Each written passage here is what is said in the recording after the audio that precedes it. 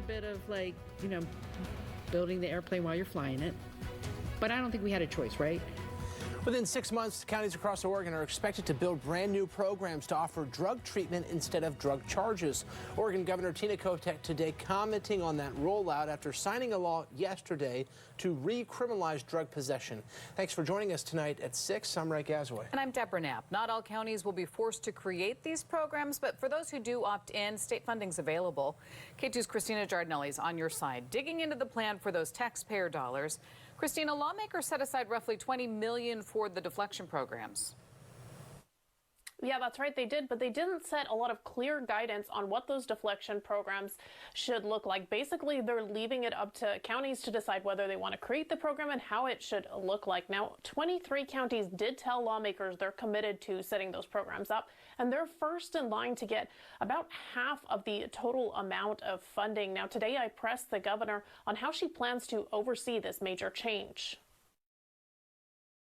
If you walk the streets in most urban areas of Oregon, you'll see evidence of open drug use. Lawmakers passed a bill they hope will change that picture by recriminalizing drug possession. They say it presents a treatment-first approach. But Oregon is short thousands of treatment beds, and programs to offer treatment options rather than criminal charges are not well defined in the law. Despite many unanswered questions about how this will work, the state's getting ready to send counties millions of taxpayer dollars to get the ball rolling on deflection programs. Oregon Governor Tina Kotek is tasked with supervising the process. It seems like you're putting a lot of trust on counties without a lot of strings attached, at least for that initial round of funding. Well, I think it is a little bit of a trust exercise. But what we heard from counties, the legislature heard, is that counties want to do this differently. That what we had wasn't working. 23 counties are set to get just under $8 million in 2 months' time. The rush to get the money out pushed the committee distributing it to make some quick decisions yesterday. One of the things that they had to do, because it's being rushed out, is they had to decide how much money is going to tribes right off the bat. They had to set that floor without any data, without knowing how much tribes might need for this. What are you doing to make a change in that? I fully support allocations to the tribes. Let me just start with that.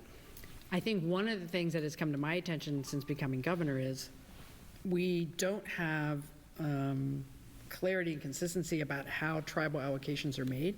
My understanding from the CJC is they looked at the formulas that they were using for burn money under Measure 110. I was in that meeting yesterday, though. It was an arbitrary number going to the tribes. They didn't decide that based on any data. It wasn't based on a formula. They ultimately just decided 10% arbitrarily.